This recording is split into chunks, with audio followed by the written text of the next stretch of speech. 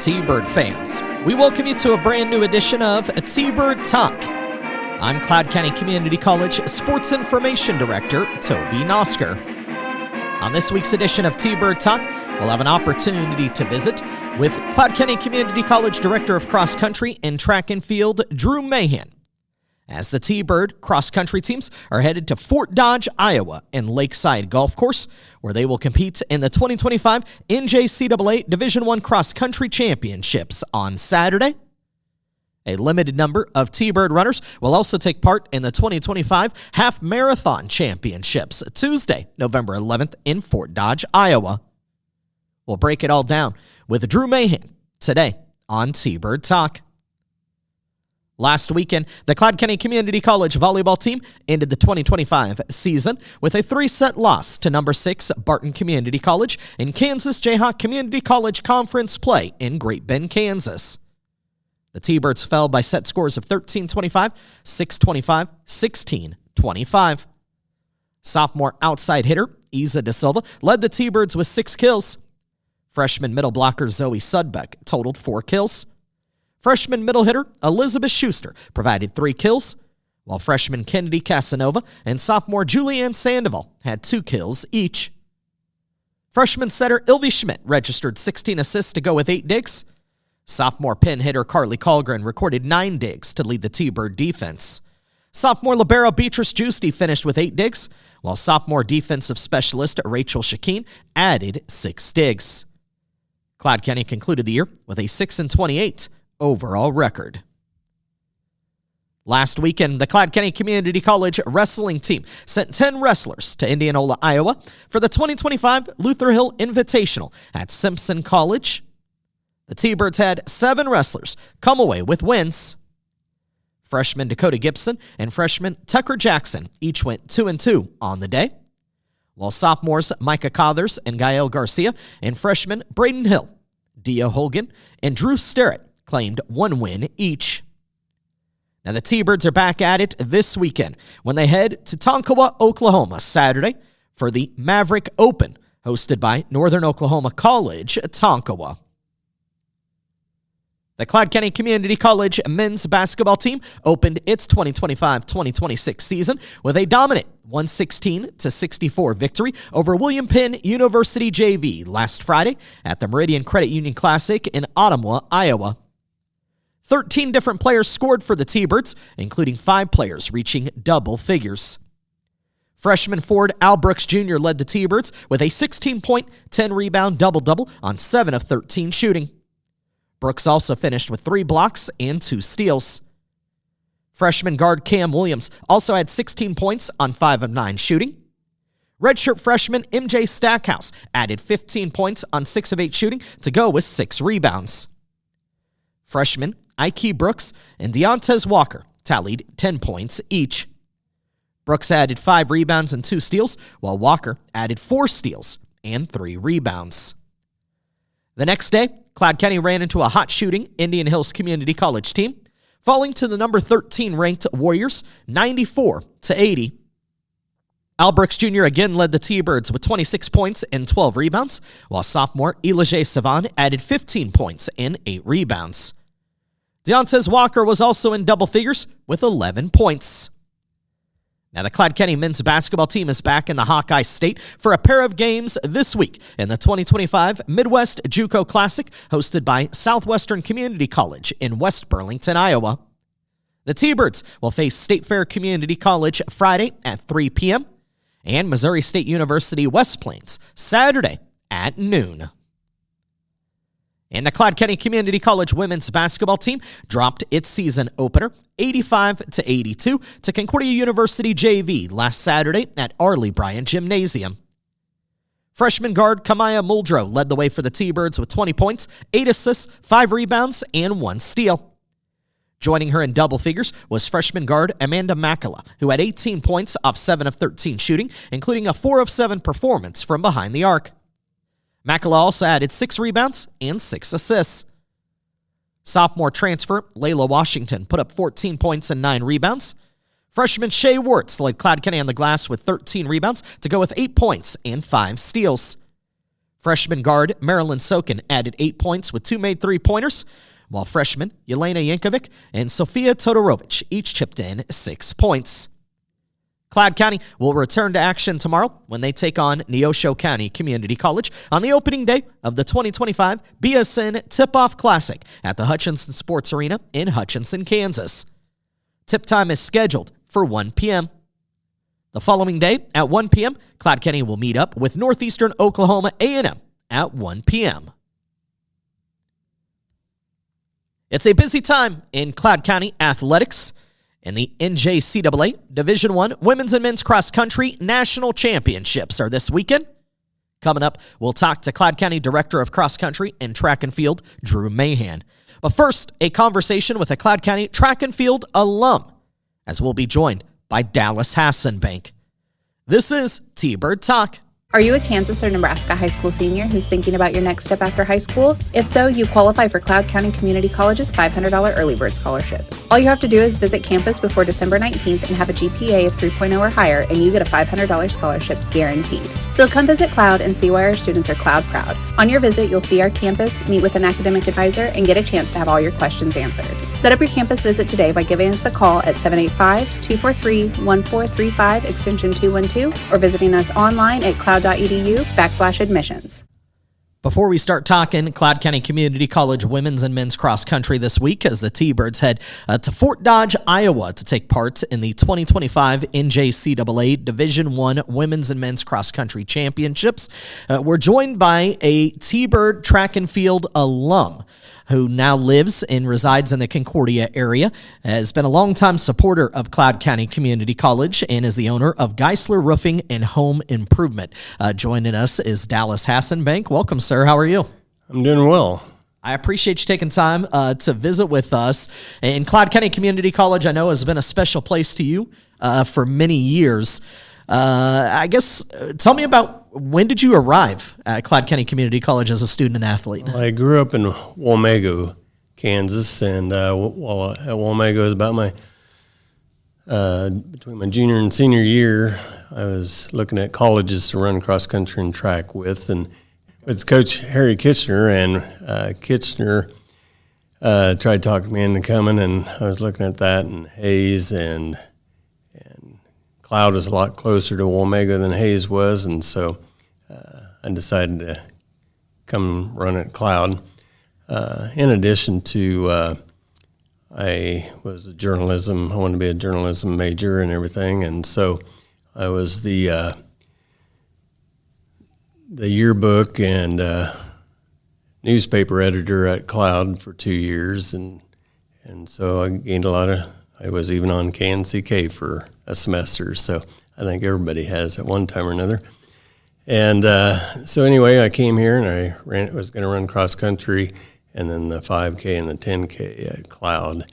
And so one of my most memorable stories was we went out to Garden City, and Kitchener comes up to me and he says, "Hasenbank, we need a point." And I says, "Well, what do you want me to do?" And he says, "Steeplechase." I said, "Coach, I haven't ran the steeplechase." And lo and behold, I finished, and I took sixth, and I never ran the race before in my life, but never did run it again after that either. So, do you feel like you made probably what was the best decision for you coming here to Cloud rather than Hayes or any other school that you might have been talking to? Oh, yeah, because I was kind of shy, and I was from a small town, and so it was a good stepping stone. And from there, enjoyed my 2 years at Cloud, and then I went to K-State and fulfilled my journalism degree and graduated at 86. And so, but I changed into advertising sales, and so I was working for newspapers for several years. And when I was out there, I was offered a job down in Albuquerque, New Mexico, and my wife said, and I met her here in Concordia. I should have said that earlier, but and we got married and have 4 kids. But at that point, we only had 2 kids, and she said, "Well, send child support and alimony payments, and I can go." And so, needless to say, I came back to Concordia. So then, lo and behold, Kitchener, I owned a video store here, and so Kitchener stopped in one day to get a video, and he says, "Have you thought about investment properties, Dallas?" And I said, "Coach, it's kind of like the steeplechase all over again. Well, you should look into it." And so now between the guys who are roofing and then my Olive Branch properties, I have several properties here in town. So, Well, and I was somebody who wasn't from this area. I came up here. I attended school at Cloud.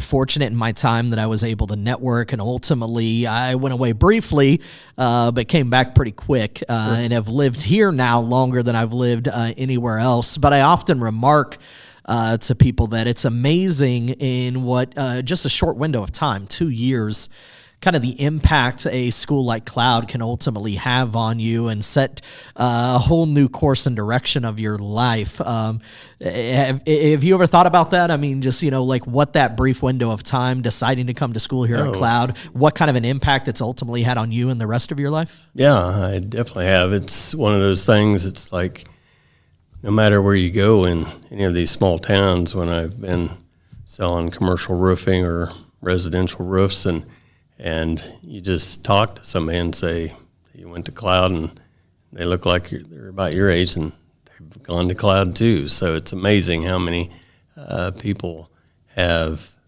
gained their experience from Cloud and then moved on. And just a matter of fact, I went to school with the Charlie Bowers and Elaine Bowers and their fellow business owners and everything. And so there's a lot of ties to people I went to college with, and even Champlin. Teresa was on the track team, and she's a local person that stayed here for many years. What was your time like as a student athlete?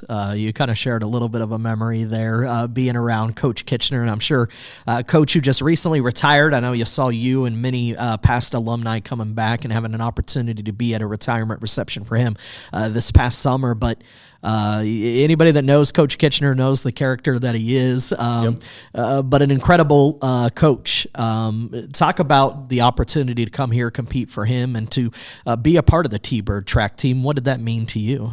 Well, I feel like I worked my tail off.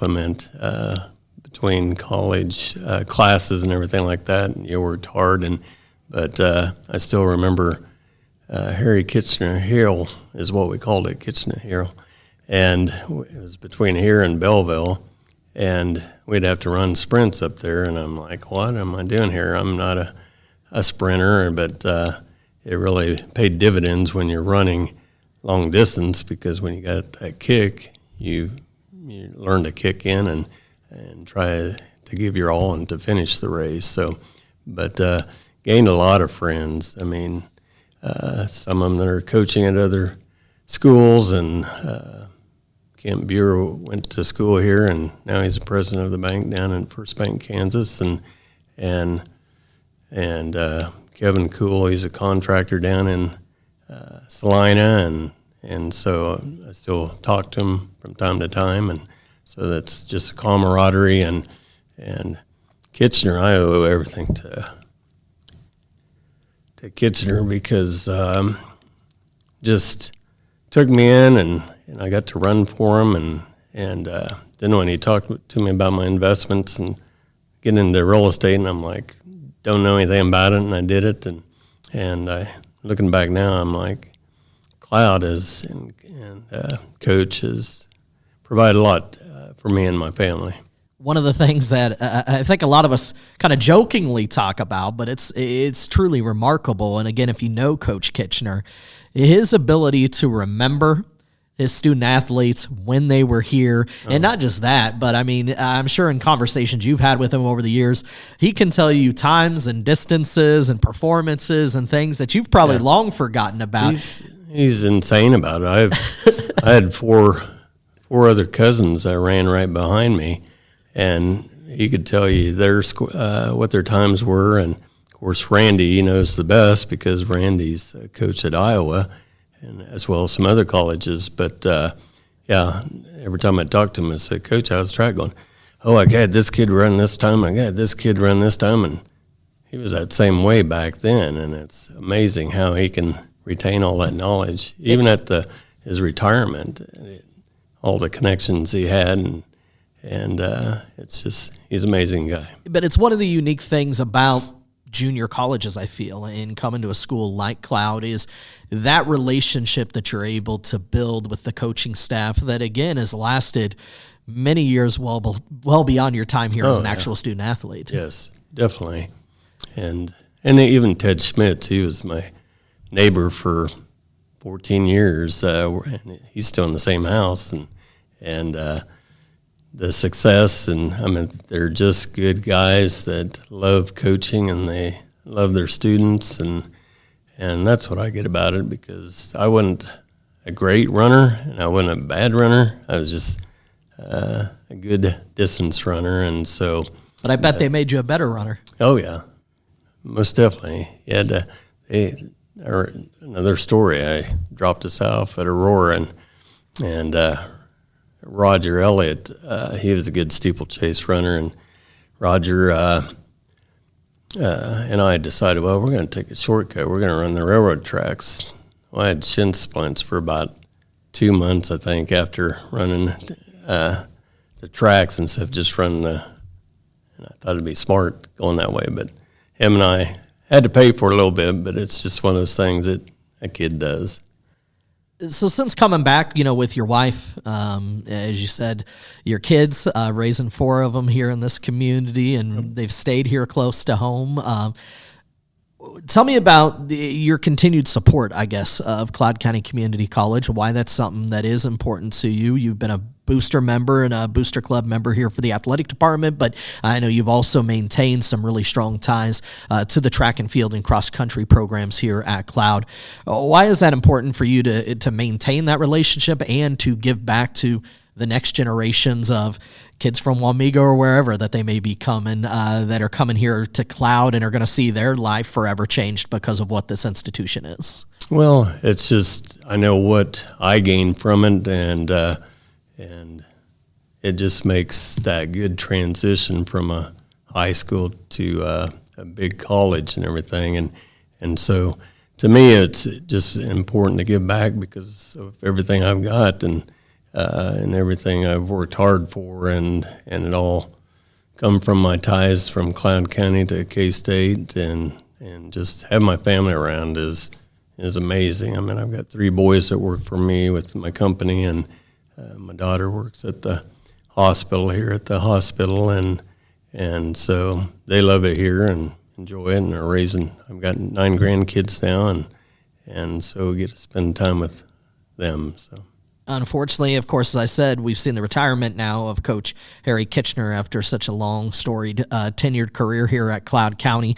Coach Ted Schmitz remains with the program as an assistant coach. Drew Mahin, who's been with the program for the last several years, has taken over as the director of cross country and track and field. Rylan Cheney, a past athlete, is back. Erica Brand also working with them. Are you excited, though, to still see the success and the stories that are coming out here at Cloud, and what the future may hold now for the program? Yeah, what they've done with some national championships with their track and their cross country and stuff like that. We were good runners back in the day, and we had a few great athletes and everything, but they've really done a good job growing the track program, and it's one of those unheralded sports and everything. But Drew looks like he's stepping right in there and doing everything Ted had done and Coach Kitchener, and so I love seeing Drew there. Every time I see him, he's smiling and working with the kids and everything, and so it's an exciting time for Cloud County cross country. I think they're going to do real well. I need to do some research into this, but I can't imagine there's too many colleges that can say they've been national champions without actually having a track. Yeah, no, not too many at all. And that probably speaks again just to the quality of the coaches and the people here that are able to convince those kind of athletes to come to a place like Cloud. Yeah, it's still amazing on an indoor track here at Cloud that they still have that, and I'm sure there's been some accidents and everything, but I know that I came close several times. Dallas, I appreciate you making time to join us. Thank you so much for being here and sharing memories with us. Thanks for inviting me. Good luck to the track team. And if you'd like to join Dallas in being a supporter of the Cloud County Community College track and field and cross country programs, well, you can visit cloudtbirds.com. There, you'll find the Give to Cloud tab under the main menu, and you can donate to athletics. Again, it's all found at cloudtbirds.com. Up next, we will sit down with the Director of Cross Country and Track and Field at Cloud County Community College, Drew Mahin, as we will preview this weekend's 2025 NJCAA Division I Men's and Women's Cross Country Championships. This is T-Bird Talk.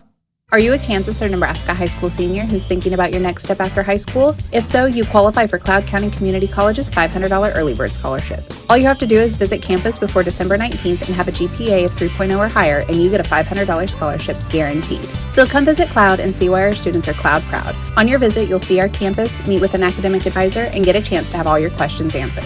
Set up your campus visit today by giving us a call at 785-243-1435 extension 212 or visiting us online at cloud.edu/admissions. The Cloud County Community College women's and men's cross-country teams are headed to Fort Dodge, Iowa this weekend and the Lakeside Golf Course for the 2025 NJCAA Division I Cross-Country Championships. Now joining us is Cloud County Community College Director of Cross-Country and Track and Field, Drew Mahin. And Coach, here we are, the final race of the season after 3 regular season meets plus the Kansas Jayhawk Community College Conference NJCAA Region 6 meet that took place in Colby, Kansas just a couple of weeks ago. Give me kind of a general assessment at this stage as you guys head in now to the national meet.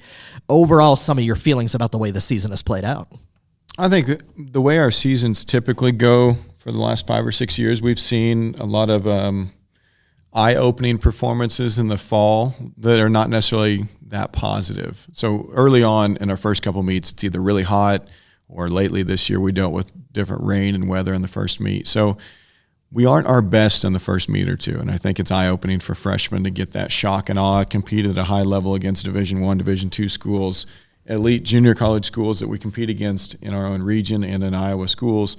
So we kind of get a wake-up call early on every year, and then we usually use that as a base to just continue to grow and not, I guess, freak out, not have too many crazy expectations, but continue to get better each and every week. We space out the meets enough that we should have good recovery in between them, and then we should be able to get some quality workouts on the weeks we're not racing.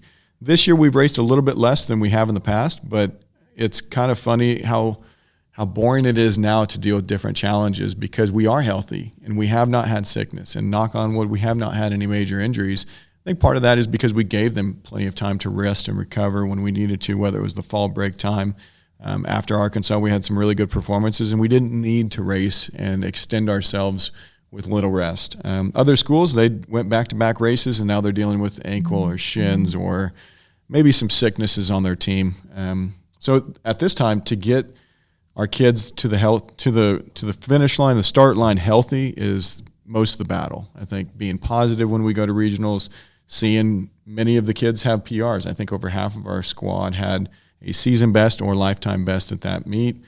Being able to go to nationals and not have any really big question marks. We're not wondering who's dealing with the flu or dealing with a nasty cough or who's injured and can't get out of the training room in order to get to the line healthy. So that's a relief. To get to this point of the year and know we have our best foot forward is exciting. We have a lot of freshmen that this is their first experience at nationals, so it'll be fun to see. I think they're all pretty excited. It'll be the coldest meet we've ran at, with the forecast being about 45 degrees and a chance of rain. But I think that's something that we're used to here in Kansas, having that big fluctuation after Halloween timeline. So with regionals, I was really happy to see everybody's effort. The team did what we thought was possible with the guys. Being in that top 5-6 range was possible at the beginning of the year, and they met that goal. The girls being a top 3 team in the region is huge because we only had 6. We couldn't afford any major mishaps or injuries or bad races at regionals, and that was really cool to see them come together as a team and make it feel like a championship meet with the teams that we had to compete against. So. The women with a top 3 finish at the 2025 Kansas Jayhawk Community College Conference NJCAA Region 6 Championships. It was held October 24th at Meadow Lake Golf Course in Colby. 3 runners in the top 10 and earning all-region honors. You've been led throughout this season by 2 returning sophomores, Nanto Ube as well as Mercy and Gomchob, both of them finishing in the top 10. Nanto with an amazing finish at the end of that race at the region. And then freshman Maureen Jepchurcher placed 9th overall to earn all-region honors as well. And I know she's really stood out and surprised you with how well she has made the transition and competed in her first collegiate season. Yeah, in the first part of the season, we didn't see the emotions out of her. She's trying to figure out, again, who's her teammates, her living situation, her classes, weather, food. It's a big transition coming from an overseas student to then transitioning into a nursing student here is also difficult. So we're starting to see her just every day grow with confidence, whether it's speaking to instructors, joking with teammates at practices, showing up early, controlling her schedule. We've really seen her grow a lot. We had to miss one of the first meets with her because of a scheduling conflict. She had some flights and didn't get enough practices in, so we didn't race her the first meet. So that kind of made her a little hungrier for the next opportunity at Nebraska. And since then, she's continued to challenge herself in practices and training. Having good teammates push her has been helpful. Those sophomore leaders were really important to see her kind of grow. But now she's trying to expect bigger goals, and it's a good thing. She has not hit that freshman wall where she's had a setback. And hopefully at Nationals she can have one more little notch forward. But the leaders on our team are really important for us. The first 2 you mentioned with Mercy and Nanto, they're in their 4th semester, so they're graduating soon, but they're middle distance runners. So they've grown in a ton of confidence with cross country being a big positive side for their training. So we're really proud of the way that they were able to handle the season and continue to get better each week. So. And as you said, just 6 runners in total on the women's side. You also have Mackenzie Baker, a freshman who's had a really nice freshman campaign, sophomore Rafiat Nuhu, and then freshman Jade Williams. And we talk about this a lot, and while we focus on those 3 that earn all region and finish in the top 10, when it comes to scoring as a team, that 4th time matters. That 5th time matters. Yeah. And if necessary, that 6th time is important as well. And so their ability to be able to put forth their best race is critical to where you guys can finish up as a team. Yeah, and when you talk about a low point scorer with 2 or 3 of our girls and then the high point scorers near the 4th and 5th positions, honestly, 4th and 5th are way more important to our team in terms of the team scoring than it is that 3rd and 2nd and 1st place finishers. Rafi probably had the biggest pressure on her because she's not a traditional runner in the cross-country world. She's a national champion, Ghana national record holder in the 400. That's what she's going to LSU for, but she decided she was going to finish her degree in the fall, and she wanted to help out the team. So her being unselfish allows us to have that team plaque at 3rd in the region, which is very important, but also a top 10 finishes on the bubble at Nationals, which a few weeks ago were ranked 19th. Now we've moved up to 12th. On paper, it sounds really good, but at Nationals, you could make one big step up, and she could run 20, 30 seconds faster, and it could make a huge difference on her team scores. So, and Mackenzie's done amazing. Her times in high school were about 21, 22 minutes, and now dropped down to the 20-minute range consistently. That's a huge progression for a freshman to take, and I think she's just grown with confidence, which will help her in indoor and outdoor track too. The Cloud County women's team has moved into the top 15 nationally, now ranked number 12 in the latest NJCAA Division I women's cross country national coaches poll put out last week in the final rankings before the national race. Before we talk about the men's team, some thoughts on the women's team heading into nationals this weekend. Well, this region is very difficult. We have Hutch and Butler and Garden City and us, 4 teams in the top 15 roughly throughout most of the season. And that's given us great expectations for regionals. We handled it well. Getting to nationals and not being afraid is really important, to be the aggressors versus the ones worried about making mistakes. We'd rather have them make mistakes going forward early in the race, being aggressive early in the race. The weather's going to play a big part. The Arizona schools are not used to rain and 45 degrees and wind blowing. So we got to be a little bit tough. We got to be a little bit aggressive, and just to enjoy the team for this long. It's the longest trip we've had this year besides Arkansas. So having another road trip, having another couple team dinners, having a banquet, having these experiences for those kids is really what it's about. They're going to remember those moments with their teammates just as much as they will for whatever finishes they have at nationals. But being able to be excited and channel that energy in a positive way makes it exciting for those girls. So it'll be fun. The Cloud County Community College men's cross country team also ranked in the top 25. They sit number 22 in the latest rankings after their sixth place team finish at the 2025 Kansas Jayhawk Community College Conference NJCAA Region 6 cross country championships. Finished fifth as a team in Division I, matching your placing from a year ago. How did you feel like the men's squad competed? The sophomore leader for Galassa has been steady all year. He just has not had that one breakout race that's been abnormal. I mean, he's just been very steady. So we're still waiting to kind of put more pressure on him to, be a more aggressive athlete and try to get those positions finished or get started on the first mile in a more aggressive way. Davis has continued to get better and more steady every year. So as a freshman, he's been a leader in the workouts. Aziz is not a traditional 8K runner. You might take his own race, his 800 times, and you have to put 10X next to it and make that an 8K race. That's a difficult thing for having the back half of our roster is all 800 guys. And they're going to create a really fun atmosphere for the 4x8, the distance medley relay, those middle distance races. But cross country is about getting out healthy, building a stability in training, and then being able to branch off of that foundation for indoor and outdoor track. So the cross country season's a big test for them, but they've handled it really well and gotten better through the weeks. And that's what makes it exciting. They've created a team bonding and an atmosphere that they're going to do difficult things and challenge themselves, but grow through it and know that this is not the ending point. So for them to be ranked even close to the top 20 is exciting. At the end of the year last year, we broke into the top 20. But my God, it took maybe 8 to 10 weeks to build a team that felt like a team. This group felt like a team week one, and they've been able to pull each other and build and build and build and have good experiences every day in practice. They show up on time. They work hard. They do all the strength and mobility things we're asking them. They're not injured and sitting in the training room and just dealing with injuries. Their grades have been good. They've been a fun group to work with, and it's been a huge help to have Coach Rylan Cheney helping with us throughout the entire season. This has been a big transition for our distance group, having two different coaches to be able to help out throughout the week. But I really appreciate his time with the guys' side and the girls too, just creating more stability within our program. What has been the conversation with your men's team then heading into this weekend, and what do you want to see out of them? I think just finding each other in the race. They did a great job of having four runners kind of pair up and pull each other through that race. Nick Johnson had a great second half of his race to pull ahead of those four. But they did a good job of finding the jerseys that we need to and continue to push each other during the race. Nationals is a whole different deal where there might be 200-plus runners, and it might be a little more difficult in the first mile to find each other. So they're not all the same athlete, but they ran a comparable race at regionals. We might need them to spread out a little bit more and two of them to take more chances in that race. We'll only have 7 guys racing at nationals where we had 8 at regionals. So that might make a bigger separation on, 3rd through 7th place. It's not trying to be somebody that's a top 20 runner right away, but maybe putting themselves in that 50th to 70th range might help them have a better time.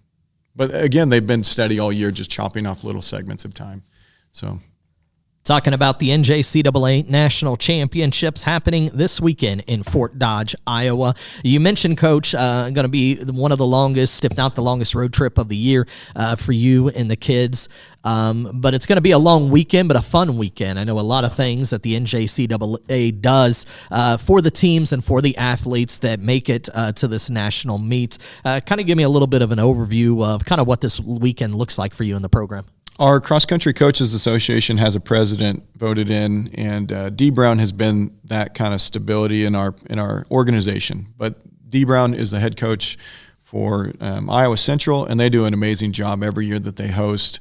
They put on a big display with banners and flags and music and display boards. Now this year they have Runner Space, which is a widely known track and field cross country source for live feed and videos and major productions for championship meets.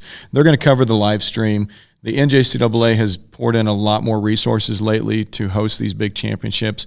If you count the total number of participants and total numbers of schools at this one championship, this is the biggest NJCAA championship that will be held every single year because there's thousands of runners. There's hundreds of schools being represented from Division I, Division II, and Division III junior college schools. So from Florida to Arizona to New York, down into Texas, New Mexico, Louisiana, Mississippi, Kansas, Iowa. There's a huge number of junior college schools all coming into Fort Dodge at the same time.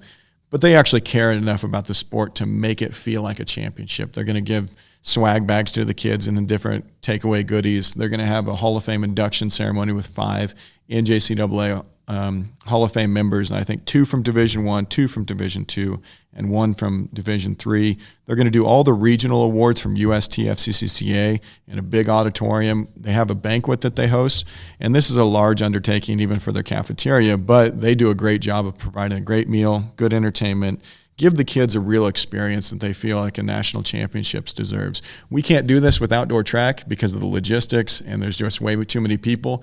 But it's amazing what D. Brown and Fort Dodge, the community itself, has actually put on since they've started hosting these. Probably about 5 or 6 different times they've hosted a national championships. And they're going to host the half marathon championships on Tuesday.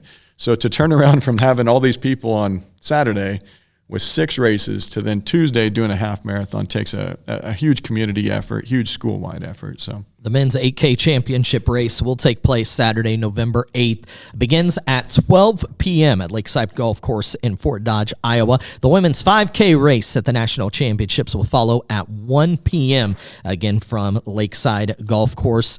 And then, as you mentioned, I know you're going to have a couple of the athletes that are going to stick around. And then on Veterans Day, November 11th, that is when the 2025 NJCAA Half Marathon Championships will take place. Not something you guys do annually. You've raced in the Half Marathon Championships in the past.